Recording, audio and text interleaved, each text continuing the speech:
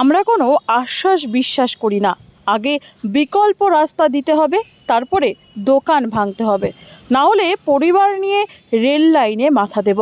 Shantipur rail station সংলগ্ন দোকান উচ্ছেদ নিয়ে প্রতিক্রিয়া একাধিক দোকানদারদের।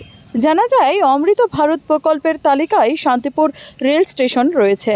অনেক আগেই প্রকল্পের কাজ শুরু হয়েছিল, কিন্তু প্রায় 40 বছর ধরে রেলের জায়গায় দোকান করে রয়েছে 145 জন দোকানদার, যার কারণে উন্নয়ন এবং সৌন্দর্যায়নের কাজ করতে গিয়ে সমস্যায় পড়তে হয়েছে রেল দপ্তরকে।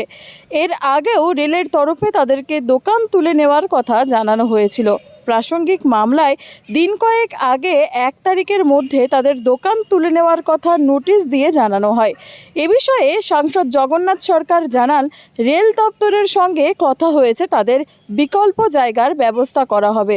যদিও জগন্নাথ সরকারের এই আশ্বাস মানতে রাজি নয় দোকানদাররা। তাদের দাবি, আগে বিকল্প ব্যবস্থা দেওয়া হোক, তারপর আমরা দোকান ভাঙতে দেব।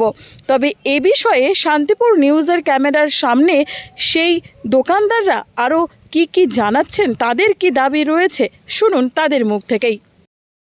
যাতে খেতে পারি এটাই আমরা চাই, আর কিচ্ছু চাই না। আমাদের একটু জায়গা দিক তাহলেই হবে, আর কিচ্ছু চাই না আমরা।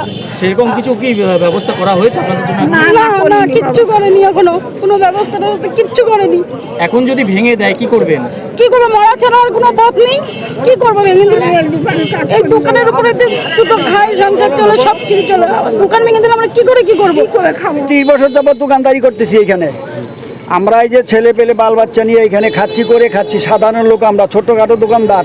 এখন যদি আমাদের ভেঙে দেয় আমরা কি করে খাবো? কোথায় যাব? রাস্তায় বসে যাবো? কোথায় কি করব? আমার এই তেলে বাজা দোকান একটা। আপনাদের নোটিশ জারি করা হয়েছিল? নোটিশ একবার আমরা দিয়েছে, বলছে গতকাল আমাদের ভাঙ্গার কথা ছিল। তারপর এমপি সাহেব আইসা বললো যে ঠিক আছে, আমরা এটা দেখছি। এখন যদি রেলের তরফে ভাঙতে আসে কি করবেন আপনারা? সেটা আমরা দেখবো। আমরা তাহলে তো পথে বসে দেবো। আমরা কি করবো?